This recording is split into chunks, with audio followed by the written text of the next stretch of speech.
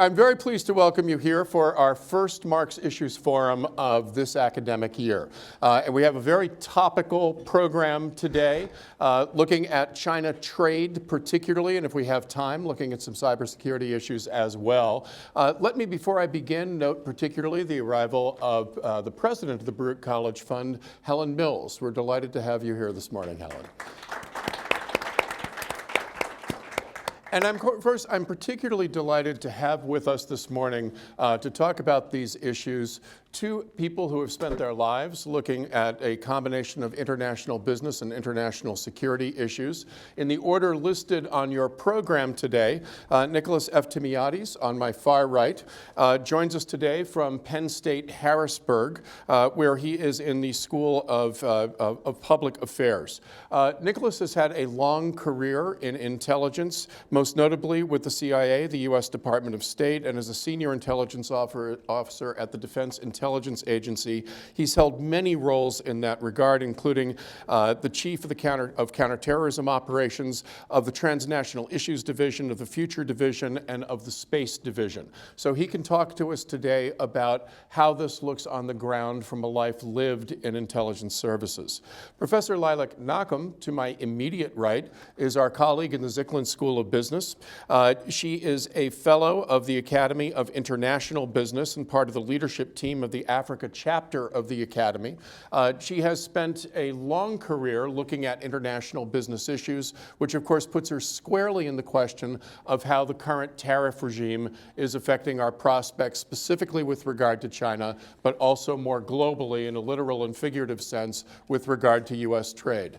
Nicholas, Lilac, welcome. Wonderful to have you here today. Let's get right into it. So we're in the midst of what some people describe as a trade war. I wonder if you could each give a sense of what a trade war is and what this one in particular looks like. What distinguishes what we see happening right now? Lilac, why don't we begin with you? Yeah, okay. Hi, everybody. Good morning. Good to see the faces I know and meet those I don't. So trade war. Trade war, in a way, it's not very different from what we're seeing government do always, which is interfere in the market-driven patterns of trade. All governments do this to certain degrees. And but the trade war is an escalation of this. And it has the distinctive feature that it turns to feed itself up, because you did this for me, so I will do for you. So, and as we're seeing, the tariffs are going up and up and up, and the restrictions are falling on us from each direction, and it sort of becomes self-perpetuating. So that's the essence of trade war. But in essence, what they do is they distort the natural patterns of trade that would be dictated by the principle of comparative advantage, that everybody specializes at what they do best, and everybody benefits from that. So this is a very, very basic stuff that I teach my students in undergrad, in our undergrad courses. But by interfering in those patterns, government distort the natural pattern as dictated by the comparative advantage by the principle of comparative advantage. We know, although this is not what we hear, you know that everybody loses by interference of trade in any kind, surely of that magnitude that we are seeing now in the so-called trade war. Now, what sets this one apart from others is that the bilateral trade relationship between the US and China are the world's largest. So as such, they are very significant by themselves. They, of course, have big repercussions for the rest of the world. Maybe more for the rest of the world than for the two economies involved, because given the size of both the US and China, the impact of trade by itself on our economies is fairly small, much, much smaller than it is compared to most of countries in the world that have much smaller economies. We know the main driver of our economy is our internal forces. We're less trade dependent for our growth and our development. And the same goes to China, although to a lesser extent. But the repercussions of that are, of course, very, very big, given the size and magnitude of that. So, terrific. Thanks for starting us off here. Nicholas, please feel free to pick up, but let me just refine the question in two ways. President Trump, on the campaign trail and after assuming office, argued that China had already interfered in market forces with currency manipulation, with direct investment in state industries, with theft of intellectual property, et cetera. What's your take on that aspect of this particular contretemps? Were they justifiable, and is this the right kind of response? Well, I think, were they justifiable? I mean, the president is saying that, yeah, absolutely. And I don't think that there's an issue with that. I mean, other than on the Chinese side at the negotiating table, where they flatly deny ever doing it. I mean, quite literally, we have hundreds and hundreds and hundreds of cases and examples that have gone through our judicial system of intellectual property theft. We can actually chart this to some degree, 360 billion at a low end per year in U.S. losses. We can see the failure of U.S. industries as a result, partially the steel industry, the solar panel industry, solar turbines. You know, we're all due, faults in the U.S. industry, which has its impacts, and I see that from Penn State in Pennsylvania, in actual jobs on the ground. And that can be, traced to China's intellectual property theft. Current estimates are that it's 8% of China's GDP. So if you look at the European Union, they say about 80% of all the fake goods come from China. United States, that's 87%, Canada, 82%. So this is a global issue in those levels of intellectual property theft. And when that happens over a period of decades, at some point, a nation state says, hey, this is unfair. We can calculate, we can see the losses that are going on. And that's just one component, intellectual property theft. And there's, government subsidies and all the others, that coercive trade practices, all those that, if you will, this trade war is laying at China's doorstep. But it's not something that wasn't predicted, if you will. I mean, we had these debates in Washington 20 years ago. And the multiple sides thought on how China would react over long term. And there was a running theme in Washington, and there has been for decades, that eventually they'll comply. They'll run into the battery of international lawyers and accountants that says, no, you can't do business this way. You have to start to fall into a world's pattern of doing good business with these business standards. What we're seeing now is the actual friction point where that's happening. So is intellectual property the big issue here, and have tariffs been in any way effective in trying to wrap arms around the issue? Veronique Dirugi reminded us in the New York Times this morning that 5 of the president's major promises with trade, that it would be short, that it would be easy to manage, that it would change the balance of trade instantaneously, et cetera, have not come true, and in fact, exactly the reverse seems to have happened in each one of these cases. Can you compare then the status quo ante, prior to the imposition of tariffs, to where we are now and give a sense of who's benefiting? Something that is very often being overlooked in these tariffs is that in a global world, it's not very clear who benefits and who are the winners and who are the losers of putting tariffs.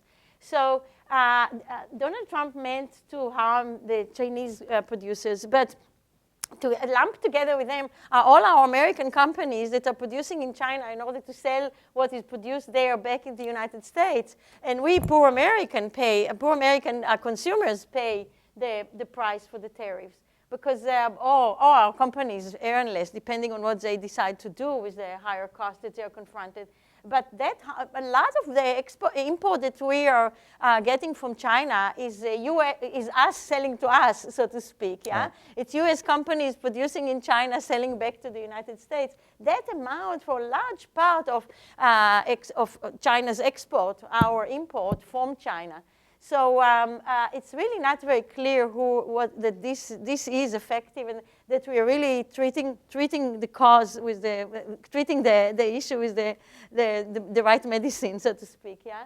So I'm not at all sure that this is going to have any effect on what Donald Trump wants to achieve. Yeah. So I think that there are a couple of questions that one has to ask, not the least of which Trump has to ask, is what the threshold level of pain is for China.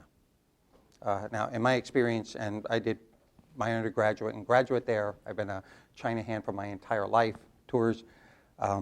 So I think you're going to find it's fairly high on particularly the ruling class, the Chinese Communist Party. They've been through quite a lot over their 70-year existence and even more over the civilization's 4,000 plus year of existence. So they can tolerate quite a fair amount of pain, which I don't think this administration clearly understands. I've spoken to a few of the trade reps and briefed them on this and negotiating tactics, and they look at it a lot more short term. As I've said, this is sort of the first volley in something that's going to go on for the next 10 years. Okay? It's just step one. And this trade war is just one component of how the relationship has to be shaped. I mean, there are all these other issues such as Chinese companies not following standard accounting, not opening their accounting on the stock exchange and things like that are just in some senses appalling, but because you don't know what you're investing in. And so there are a lot of mechanisms that the United States has in addition to just this trade discussion. I don't think China has a unspoken agreement with its population at this point, which is you don't challenge political authority, and everyone does well. And as evidence, we've pulled 400 million people out of abject poverty. That's the unspoken agreement that exists in China today. So the question is, if that economy starts to go further south, starts to slow down even more, which is predicted even without the trade war, at what point do we see something more than the current 200,000 protests a year that we already see in China? And at what point does that start to threaten political control? So these are the issues that are actually at stake, and a trade war is just one fundamental component of that. Okay, Lilac, you wanted to get? Yeah, I think just to elaborate on this, to the pain point that Nicolas spoke about, I do think that China is very sensitive, exactly for the issues that Nicolas suggested. That it needs to deliver growth, and it needs to deliver better life prospects and living standards to its population in order to maintain its political power. And it seems from everything that they do that that's the major driving force that dictates almost everything that they do. So to put the pressure on this, it is a very, very sensitive point in China, very sensitive. If things start to shake up because of the trade war, I don't know how much room for maneuver the Chinese government has. So far, they have enough money to get around this and to prevent the bad consequences of this for the economy. But the levels of debt are coming up tremendously. Yeah, exactly. Yeah, but their debt is piling up too. Right. Yeah, I mean, this is not finite what they have there. So I do think that there is a very, very sensitive issue here for China that I think that's what Trump is trying to capitalize on. Yeah. Oh yeah, no question. It's a very, very pinpointed attack in that sense. Well, let's stick with this logic of the pain point, which to a certain extent buys into the logic of the trade war, right? I inflict pain on you, you inflict pain on me in return. We battle it out until one of us hurts too much and says uncle, right? So let's think about that right now. In the United States, we're seeing massive losses in U.S. farming. We're seeing lots of secondary supply markets going south at speed. You talked earlier, Nicholas, about the shift of solar panel production, although there are rare earth natural advantages that we might argue for China in that case as well. Can you begin to tote up the domestic impact here and the domestic impact in China and give a sense of recognizing that there are different levels of sunlight on the basic data about economic performance? Can you begin to tote up who's feeling it harder right now? Well, I don't think there's any question. If this is going to be, the United States is going to sneeze and China's catching pneumonia at the end of the day. I mean, we're going to suffer a bit, but as the president, which was a pretty smart move politically, turns around and says, all the money that we've collected off tariffs, we're going to put back into the same targeted farming industries, which China did, to affect President Trump's voter base, which is extraordinary if you think about it. Just the fact that we have a country overtly saying, basically, we're going to go after your voter base, and overtly interfere in your elections and try and impact your voter base as hard as possible. And the counter move to that, and what the president is saying is yes, and we are taking that $15 billion that we're taking in tariffs, and we are putting that right back into the economy in the areas. So I think if you take a scan of U.S. businesses, Apple being a different situation, okay? But what you're going to find is the short-term impacts on bicycles and things like that that are coming out of China have risen. No question about that. At this point, U.S. industries are saying tolerable but not destructive. That seems to be the running line across the board. The question on everyone's mind is what's next? At what step next? What step goes next? China's case is a little more difficult to assess only because of the opaqueness in some components of their economy, but clearly that they're hurting as well in everything from construction. I mean, they're tremendous overcapacities that they've had, from slowdowns. Internally in businesses and job employment, that is hurting as well. You've seen their entire economy level off and moving downwards out of this. And although the trade war is not the fundamental component of that, it is certainly not assisting, is not helping in any way, shape, or form. I actually, to get back to what you said earlier, is that if you just take the isolated aspect of the trade war, right, and it's a 5-to-1 ratio on what the U.S. is sending out by getting in, right? So we're always going to be able to tax tariff more than they are. So, I mean, that's one limiting component, but the real extraordinary impact is probably on the rest of the world, which has an impact on global markets and in turn on the overall elements of economic growth. But those are going to be huge deals. And for the negative as well as positive for other countries that take advantage, Southeast Asia is going to rise dramatically because U.S. businesses are worried about that and moving out of Southeast Asia or moving into Southeast Asia as a result. So it's not just a U.S. and China impact, but global. I think in terms of the consequences of this, a lot of what we are seeing are processes that started before the trade war began and without any relation to the trade war. And the trade war is just accelerating them and speeding them up. A lot of them are very good and healthy. So to start with China, actually, the low-cost jobs have started to leave China long before the trade war. And we have been hearing about that for years. And China deliberately doesn't want to have them. Yeah, it's very, very explicit that it doesn't want to be the factory of the world anymore. It wants to become the innovation center of the world. And that doesn't go together with production of garments and shoes, obviously. Yeah, so China doesn't want to have that in China. So that is accelerating. The Chinese are also very explicit in wanting to be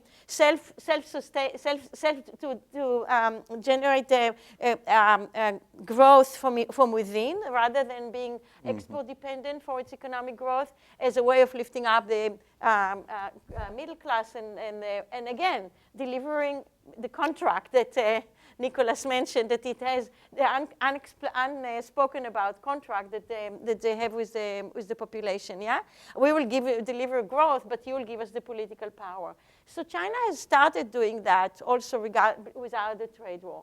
And that goes to the impact on the rest of the world. Vietnam has been benefiting from that for quite a while, and some other Southeastern countries, and even Africa, Ethiopia is becoming a center for production of garment and so on.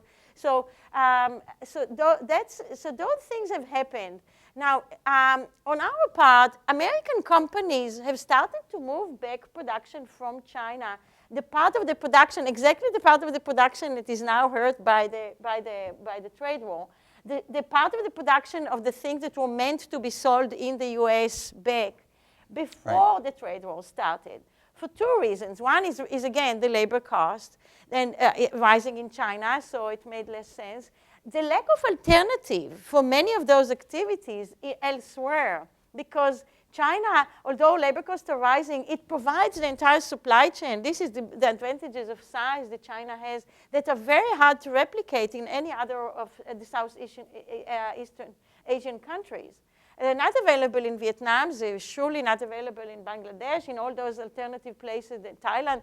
And they started to move back in large part because of the growth of automation and the changing in the factor intensity in the production and the replacement of capital by labor by capital. So those processes have just been accelerated as a result of the trade war. I'm not sure that they're bad at all. They're negative in this regard at all. So yeah, we need to put this in proportion. Both of you have begun to pivot away from the bilateral relationship, looking at the larger context of trade. And I wonder if you could look a little bit at some of the non-trade war actions of both countries, particularly with regard to multilateral efforts, such as the Belt and Road Initiative out of China, such as almost exactly the reverse, the cancellation of the TPP, the celebration of bilateral agreements. Both Mr. Navarro and Mr. Lighthizer are suggesting that bilateral relationships are easier to manage. True at one level, but when everybody else is doing multilateral relationships, that poses a bit of a difficulty. Starting with you, Nicholas, can you talk a little bit about how BRI fits into all of this? Sure. And how that contrasts with a sharply different direction in U.S. policy, absent China per se right now? Well, let's look at BRI for a moment. So the Belt and Road Initiative, which was called the One Belt Initiative, or still is referred to that way in China, was actually a move on the part of the Chinese government to start to get rid of overcapacity, which people don't realize. And it was really pretty brilliant. They provided low-cost loans to any number of nations. They got rid of their excess production capacity, to those nations, and those nations paid back the loans, or and if they couldn't pay back the loans, they lost some elements of sovereignty or product. Sri Lanka, some of the ports that are evolving now in Africa as well, Abidjan. So it was a really sort of brilliant way of getting rid of your over 500,000 in excess capacity now moving out. And however, it's got very mixed reviews as a result of that, because much of the local populations, particularly in Africa, thought they were going to be the benefit of the jobs, that it was going to be employing locals. It turns out, no. Yeah, they do benefit from all the sales that they have with that, but there's an increased Chinese presence to actually do those jobs, the overcapacity component of it. So there's a lot of friction that's resulted in that. The other part of that is the contractual nature and their opaqueness, so no one knows, what the nature of the contracts are, who's been paid. Those aren't exposed publicly. And so there are a lot of accusations globally about corruption in this regard. We have the same thing, even the European Union comments. When China talks about this BRI, and I thought this was a great quote coming out of Brussels, and they talk about it being a win-win, that means China wins twice. So there's a lot of caution on that initiative as a whole. So yet, countries will say, and they haven't, I can tell you at some very senior levels. We've been through Africa a lot, and they say to the U.S., you know what? You've done nothing for us. China's at least putting money into the economy, bottom line. So from the perspective then, it's been a very successful engagement.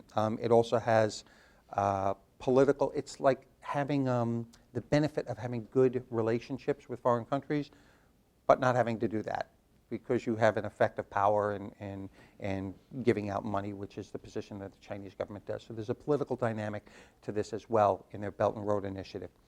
On the other side, I believe the EU, as well as the US and Japan, have now put together joint funds, to try and counter the Belt and Road Initiative a bit, and to at least offer an option for funding internal infrastructure projects. Far smaller in size. Yeah, far smaller in size.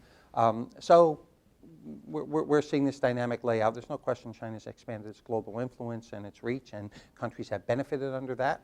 So BRI and that component of it, and the U.S. and its, if you will, allies, which is a tough term these days, because the president has moved us towards very much bilateral and America first thinking, which I spent years negotiating treaties, right? Open Skies treaties, several other ones for State Department, and then detailed over to Defense Threat Reduction Agency, et cetera. I'm not too sure that's a bad direction to go, because we do, I will tell you, in treaties, to get taken advantage of a lot. There's a lot of expectation. I'll leave it to the U.S. They'll do that, and we wind up paying for everyone's participation in a treaty. You know, even if they're not allied with the U.S., we still pay for their participation in the treaty. So there are a lot of things like that that I could understand, particularly coming in from the business world, you know, saying, what the heck, why are you paying for 16 countries to participate in this treaty and half of them are fighting you on it? You know, I can see where that seemed strange to me when I was in the State Department. So, so I can see where that's, where those types of issues come up and push a more centered U.S. look out for our own interests first. So there's a line, but we're clearly on sliding towards one side of it. I want to bring the perspective of academia, not of the real estate mindset. Real estate. Yeah. So, you know, a very famous economist spoke about bilateral trade and also regional trade, for that matter, as termites in your furniture, yeah? They're eating your furniture, basically. The problem with this is we have now spaghetti of those. We always had them, to be fair. Absolutely. We always had them. In large part as a result of the policies, literally, of the multilateral trade agreement. Became impossible to do anything at the global level, which is the World Trade Organization. Right? That's the idea of the World Trade Organization, the GATS previously. It's so difficult to have, on the one hand, we want to have everybody to the table. That's the idea of that, being a truly multilateral agreement. At the same time, you have around the table 180 countries, go and find something that everybody can agree on.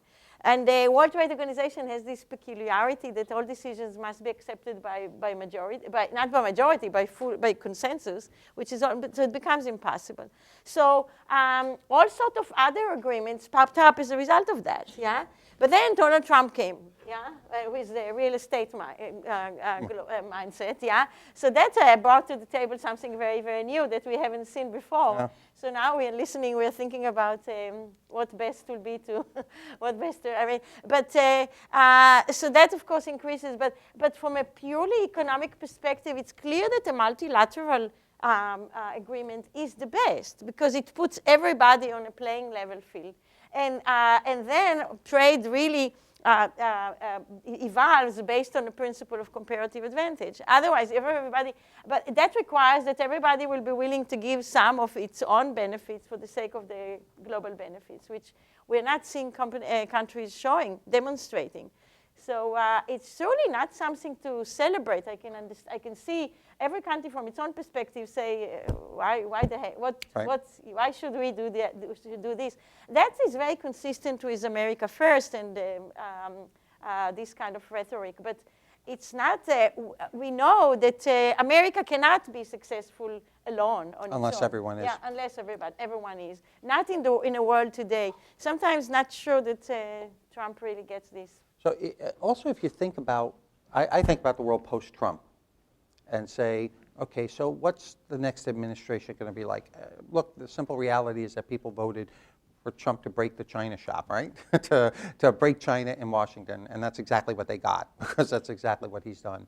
But post-Trump, putting this all back together again, and how does the world lay out? Does it take some of those tendencies to be a little more nationalistic?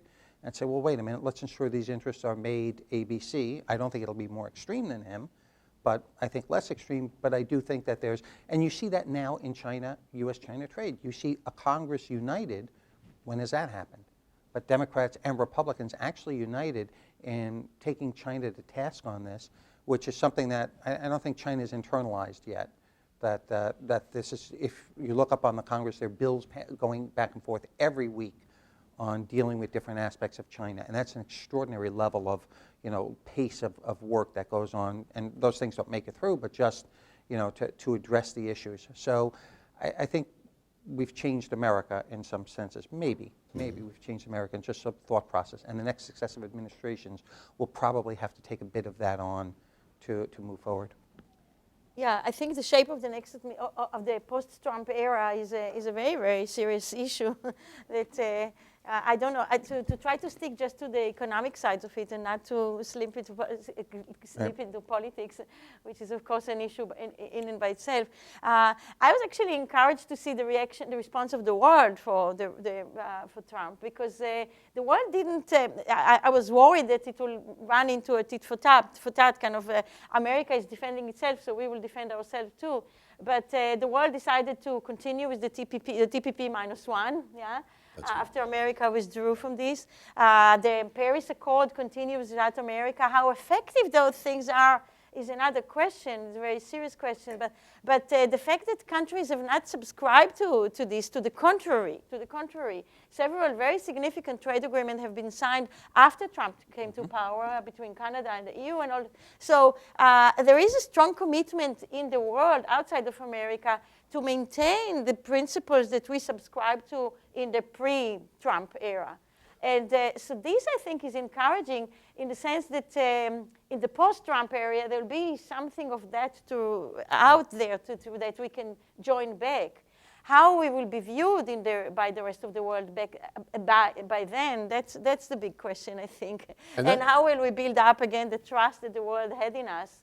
That's the big question. I think that will be the big challenge. That question of trust, if you could hold on to that for just a second, that question of trust is exactly where I'd like to go, but I want to let all of you know, you wouldn't trust me if I didn't tell you it was about time to collect your cards. So I have a couple of more questions for our panelists, but if you could please start filling out your cards. After those couple of questions, we're going to get to your thoughts and what you'd like to hear from our guests today.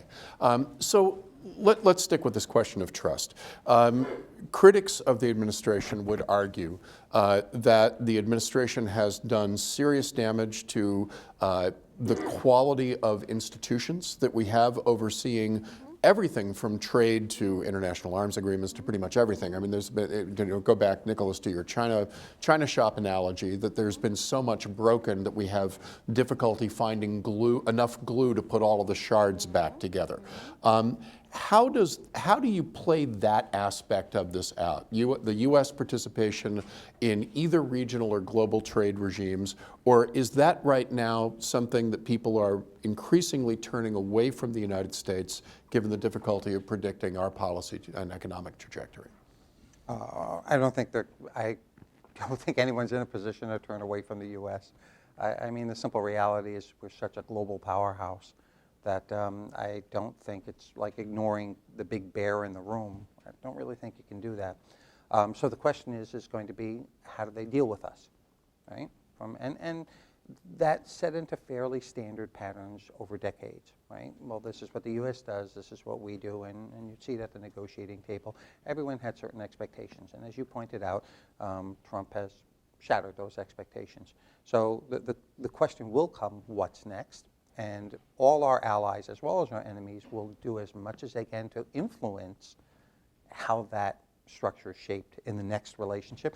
It's the same thing you see from every foreign ministry. The day after the new administration is in, they're all flooding in to talk to the State Department appointees and the NSC appointees to try and shape the relationship.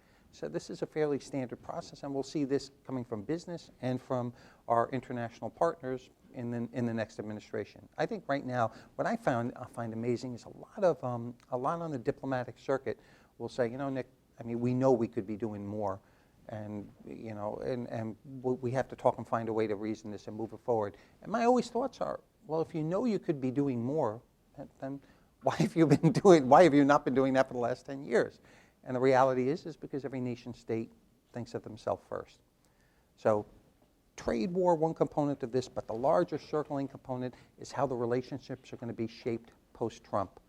So in your sense, really, it's the refocusing of U.S. benefit that survives this breakage in some respects, and it's put together with that rebalanced in some respects. That's the question. Will that focus still maintain, depending on who comes into office and what their perspectives are? So I'm keenly looking at that to see who comes in, what the rhetoric is like pre, and what you can really tell what the political appointees are like in the first 6 months. Okay. to see what the perspectives are. Great. Lilac, your perspective on the same thing. U.S. more or less credible in global trade Yeah, I'm not, post-tariffs. unfortunately, I cannot be so optimistic. I don't feel that I can subscribe to this optimistic view. I'm much more concerned about, someone said just last night on television, a shake hand by the US was something people could trust, not anymore.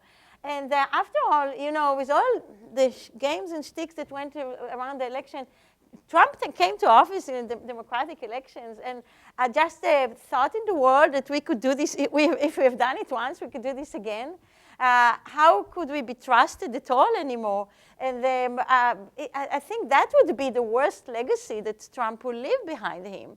The position of the US in the world, and the future of all the institutions that, the global institutions that the US was vital in building and establishing, and now is destroying, yeah?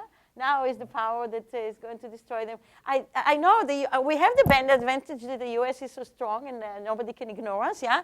The bear in the room.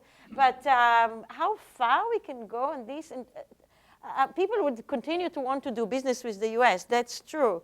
But if they don't trust us, that will give a very, very different flavor for our position in the world. And particularly, as much I tried not to slip into politics, it becomes difficult, and which Nick alerted us to. The view of democracy around the world, yeah, and particularly that China, that represents a complete alternative to this, is doing so well. Those are the issues that I think will be the most terrible legacy that Trump will leave behind him. Play this out, if you will. What are the next stages in this process? Right now, we have both sides hunkering down, increasing the tariff regimes on both sides. There are threats of ancillary relationships. Those of us in the academy, for example, particularly shuttering our campuses in the Midwest, where 25 to even 40% of their enrollment is Chinese enrollment. We saw just in August of 2018, when Mohammed bin Salman became a little cross with Canada because of the way that Canada was criticizing Saudi Arabian human rights policy, that all 7,000 Saudi Arabian students in Canada were withdrawn within 24 hours, instantaneously, just taken straight out of that country. And it could happen again. I was actually in Canada at a conference in Toronto when that happened. And I will say that at the university that was hosting the conference, all of the Saudi students were repatriated at participating conference attendees within 24 hours. But that could happen with China, and we're not talking about 7,000, we're talking about tens, hundreds of thousands. It would change the character of higher education. We could go on. Do we wind up with just sort of this continued war of attrition? Is there a pivot point, and how do we do that with face-saving measures on both sides?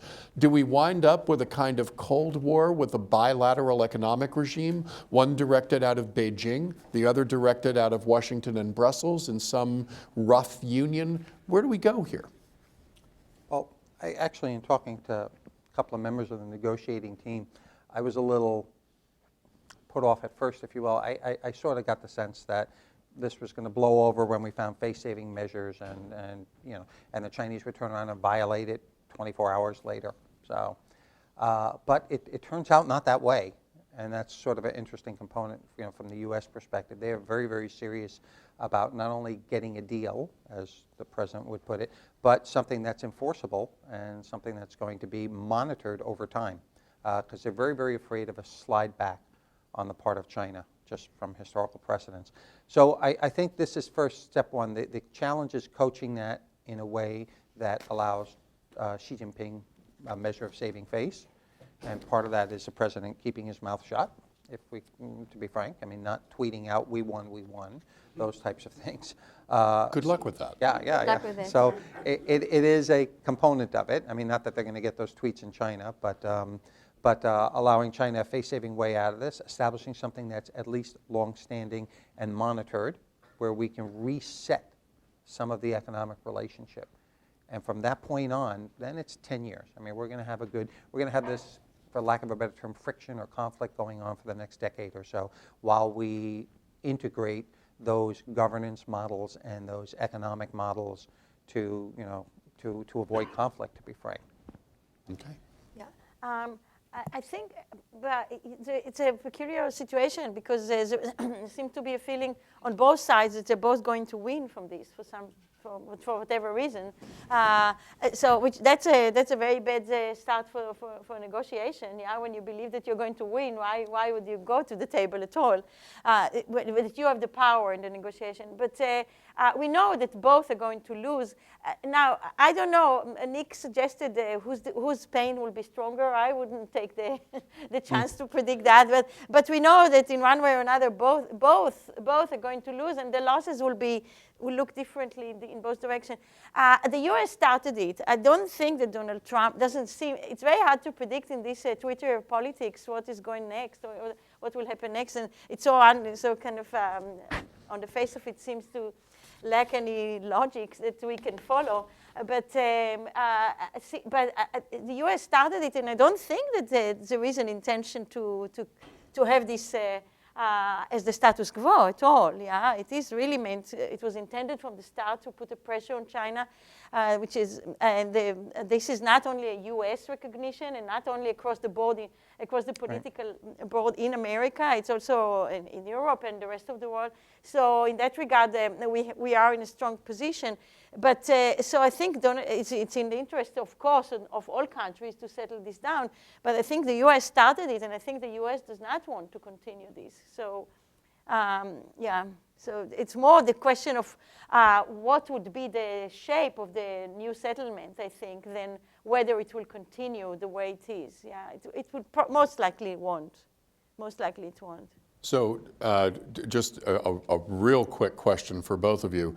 You see this ending before the 2020 presidential election or no?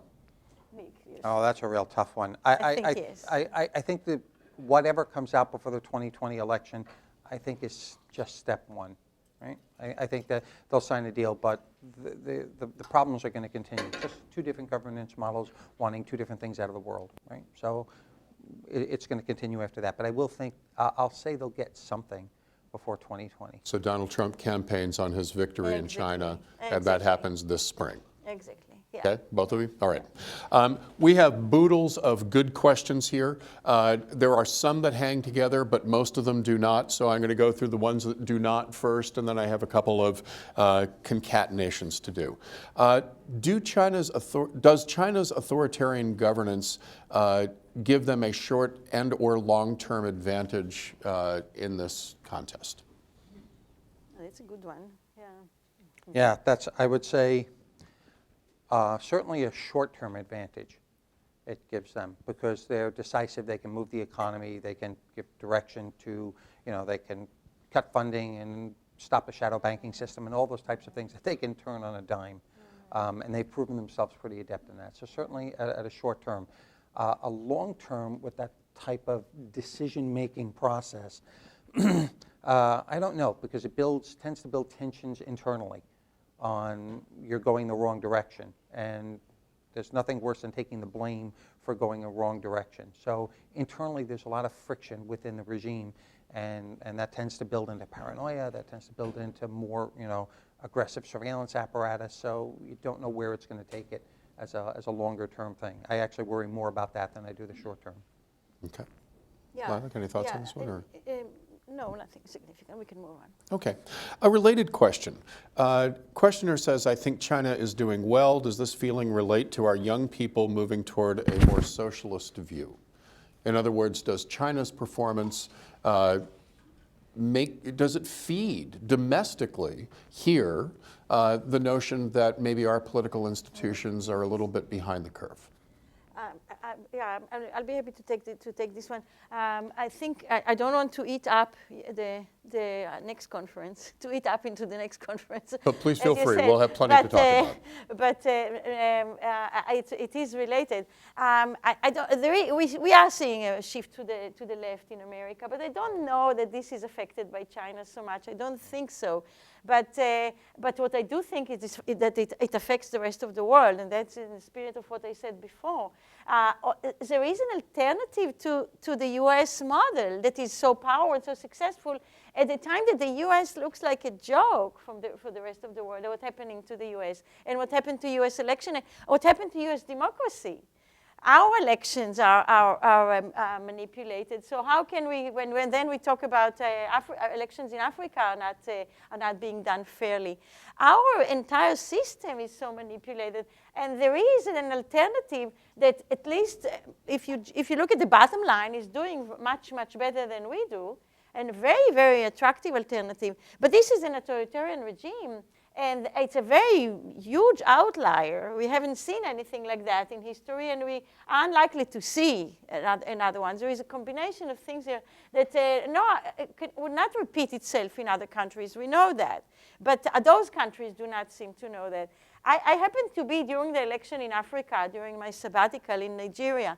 And I could get the sense of how people in Africa see our system, our entire system. They told me straight, we looked up to you for our democracy. And look what you do. What role model are you? Whom are we now to look up to? So China comes as the natural alternative. And I think that's the worry, because these are here at stake, all the values that we nurture so much, like freedom of speech and liberty and everything that we subscribe to from our heart. But yeah, China doesn't. That's funny, because I have professors from Nigeria who tell me, you know what's wrong with you Americans, Nick? You constantly export democracy. You need to stop that, because it's not applicable everywhere. No, it doesn't. You don't have enough of it. Not exported. I tend to think that it's not the case that Americans are taking their views from China. I actually think I would make an argument stronger that it's from Europe. Yeah. That right. the socialist, I agree. economies in Europe are far more factors in influencing Yes. America than China is. I'd love to stay here and take this back to Africa, particularly where we're going to see the vast majority of net population growth over the next 100 years. But I want to get to your questions first, and we'll go there, and if we have time, we'll come back to that issue. One question wants to know what the WTO has or hasn't done to address U.S. criticisms of Chinese mercantile and IP policies. Yeah, in short, as far as I know, nothing. And the U.S. has highlighted, I believe, 5 different areas that China violated the WTO. They're supposed to produce X number of laws, to do it in multiple languages, to have a fair and independent judicial system, all these elements that they agreed to in the WTO and have done. They haven't responded to it, and the WTO has done nothing about it. There are a lot of things that China does, or China is blamed of doing, that are not regulated by the World Trade Organization. This is a feature of political trade policy of many countries, that they find ways, they find holes in the system of the World Trade Organization that are not regulated. And by the nature of the regulatory system, it always comes after the reality. It regulates things that of the past. So, for example, exchange rate manipulations are not explicitly regulated by the World Trade Organization. So China does not break any World Trade Organization rules by manipulating their exchange rate. Whether they do it or not is a big question in itself, and I'm not sure at all that Trump has a point on this. So yeah, so I think a lot of what they do really falls into those holes. Yeah. We have a lot of questions, perhaps 10 in the stack here, where people would like to know if human rights should be a factor in these questions at both the firm level, how do firms do business in the PRC, and yet stay true to the sort of U.S. style of political expression. This was, of course, most recently flaring up with the Houston Rockets and the tweet about support for Hong Kong. So many people have asked some version of the following question, which I'm going to ball up into one. Should Hong Kong change the way that firms think about engaging in China? Can firms engage in China and still be true to their values and to their economic self-interest, given some of the devolution of productive capacity and IP that's built into many of those contracts? How do these things play into what we should be thinking about at a policy level in the U.S.? I'm going to say, I'm not much of an Occupy Wall Street type, but that said, this is probably one of the greatest travesties that I've seen in my lifetime on American industry, looking for its commercial interests far over human rights and far over even the interests of our own nation. And I mean, even things, academic institutions. MIT had a joint development program for facial recognition with SenseTime, the #1 contractor for China's Ministry of Public Security in putting all the, all the facial recognition programs throughout China for an oppressive nation state. Got it. I got there's money to be made, and from not only our U.S. businesses but academia as well. But we've got to recognize, and it in some senses come down to your personal friendships, right? There are people that you're friends with, and you are because you have a certain joint value system. You have a certain recognition in that, and here we have a complete contrast. Okay to do business, okay to to work with them, but we've got to recognize at the end of the day, self-interests here are not the same. And theirs is a particularly brutal, authoritarian, digital authoritarian nation state. So that just has to be kept in mind, and in the minds and souls, if there are, of American corporate and academia. I think that the issue of the inconsistency between our values and those of the values of the countries in which our companies increasingly invest is an issue that has become very, very thorny. And the more countries that do not exactly subscribe to our set of norms join the world and offer business opportunities, the thornier this issue becomes. China is not, it's just one of them, but it was a non-issue when international business took place between the US, Canada, and Western Europe, yeah? We all subscribe to the same set of norms and rules, but when companies go elsewhere, we mentioned before the advantage of China in Africa. US companies were not more active there, in large part because of violation of human rights and many other values that we are not willing to sacrifice. I think this is an issue that is hunting our companies around the world and is very, very complicated and a delicate one. It's hard to let China go, but Google, for example, did that. We see companies dealing, fewer and fewer of them are doing that today. Yeah, there are more, because their business opportunities are too big to let go. At the same time, they don't. If they are there, they have to oblige by the rule of the local community. And when it is the rules, it's easy. But a lot of it is ethics and it's norms, and they get a lot. It's an ongoing struggle because they are criticized for what they do in those countries back here in the U.S. more than not in those countries, but back here in the U.S. And the damage for their business is back here in the U.S. by the bad publicity that this does for them. It's really one of the most difficult issues, I think, that multinational companies confront with today. And it's not at all a Chinese thing. It's really around the world. Okay. We have two questions on the Democrats, and I'm going to answer one, and then I'll let you two answer the other one. The first is, what is the range of positions the Democrats have taken, and are those positions principled or expedient? And the answer is there are too many Democrats to even begin answering that question. And number two is that nobody has taken a very detailed position. If Sherrod Brown decided to run, the answer would be yes, but otherwise no, and they won't, because right now there's no way to satisfy both the financial services base of the party and the labor base of the party without tying yourself in knots. So they're not going to do that until they're forced sometime in the summer when we get closer to a nominee.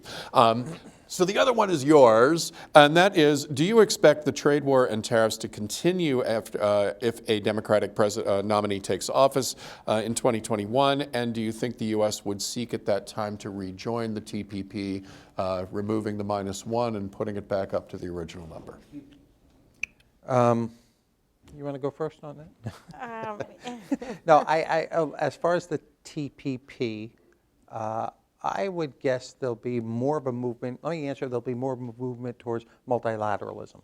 Okay, that's going to, assuming a Democratic candidate got in, Right. I think we'll return somewhat to an era of multilateralism. That will come back. Whether it'll manifest itself specifically in the U.S. joining the TPP, because the problem with the TPP and the way they move forward was that it had already passed through the Diet in Japan and several other regulatory and legislative bodies in other countries, so they really couldn't turn around and make the changes the U.S. asked for. That was the problem with it. They said, you know what, we've already passed this through our system. Had it been a year earlier, 6 months earlier, it might have been modified, for the U.S. new interests, if you will. So what will happen after that, some multilateral regimes will come out from the economic front. So that's about where I think it goes for that. Yeah, I think we said already. I don't have anything new to add to this. What was the first part of the question again? Well, the first part, I've already put it down, but the first part of the question was, do you think that the tariffs continue and then rejoining the TPP? Yeah, Yeah, we spoke about Right. this already. Yeah, if not tariffs, certainly more actions. Yeah. Okay.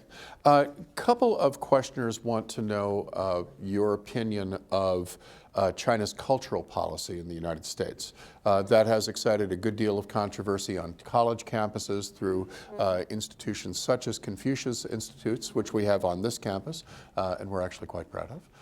But that has not been the universal response. I Does think, it play in here in any way? well, yeah. So in China, there is a perspective, and you can understand what almost a 5,000-year-old civilization, that it's a civilization, it's not just a nation state, right? So Chinese abroad are very much looked at as part of Mother China, as is a very, very frequent term we hear. So there is a very concerted effort on the part of the Chinese government through the United Front Works Department, several other entities, to monitor and control those elements, particularly that have relationships back in China. So, and they do this through quasi-government bodies, liaison bureaus, friendship societies, various institutes, and in some ways pretty hard-handed and blatant. You'll recall just within the last couple of weeks that one guy was arrested in I guess for San Jose or near in California, driving around in an exact copy of a Chinese Ministry of Public Security and its the FIST units, right? So they're counterterrorism units. That he was driving around in a car which was an exact copy of them to the make and model, right? With all Chinese characters on it, Chinese logo on it, for all the things, and driving around in Chinese neighborhoods. And despite the fact that he was arrested by the local police, for impersonating a peace officer, it's actually being looked at now and investigated, I can say, as a Foreign Agents Registration Act, doing it on behalf of the Chinese government. Same thing in Australia, right? Same thing, a second case that they're looking at in California as well. So this just gives you the type of mentality, the reach. You know what? We're going to scare any Chinese citizens who are potentially supporting Hong Kong, or any Chinese overseas who are potentially supporting Hong Kong, with the idea that we know who you are, we know where you are, we're sending people around. Otherwise, what type of nutcases, buy an Audi to make it look like a Chinese police car in California, right? That's your alternative thought line there. But it does give you the outreach and the mentality to do that. And it's not only in the United States, but it is globally. I think I see this as part of China, the Confucius institutions and all the schools to teach Chinese Mandarin and all that, as part of China's attempt to create a soft power around the world, to increase its influence via soft power. And I think they're taking a page from America in large part, but they do it as everything else with Chinese in Chinese flavor. Yeah, so do it in their own way. Yeah, which would not be ours. But the idea that you can, America was really the first nation in the world to become a world global power without any military power, entirely by the power of its ideas. That we have never seen this before. England conquered the world. Became colonized the entire world. America has hardly done anything of that. It was entirely by the power of its ideas. That's, I think, the source of power of America, and that's the major thing that Donald Trump seems to be bearing now. And China is taking a page from that, but again, in a very Chinese flavor, as Nick described so vividly. So, yeah. So Joe Nye talks about this actually in U.S. Soft Power Vice, what he termed as China's sharp power. So, the U.S. did it by attraction. Hey, this is our system, this is capitalism, this is democracy, this is freedom, and drew so much of the world towards it for those very values that we hold as ours. China, in contrast, does it with a lot of coercion, a lot of secrecy, a lot of threats, and some mix of cultural, how wonderful Chinese culture is. So he actually puts that in a category of what he calls sharp power as opposed to soft power. Thank you so much. We have other questions, but I'm afraid we have no more time. So join me, please, if you will, in thanking Nicholas Eftimiades and Lilac Knockham for joining us here today.